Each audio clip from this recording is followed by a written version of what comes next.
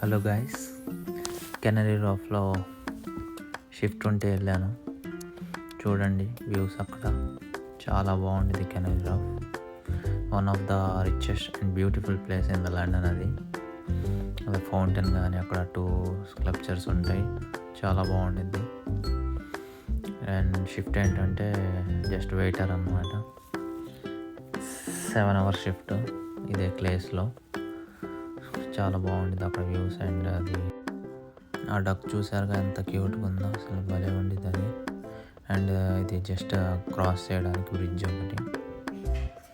And boats, జనాలు, అదంతా చాలా చాలా బాగుండిద్ది ఆ ఏరియా. అండ్ ట్రైన్ వెళ్తుంది,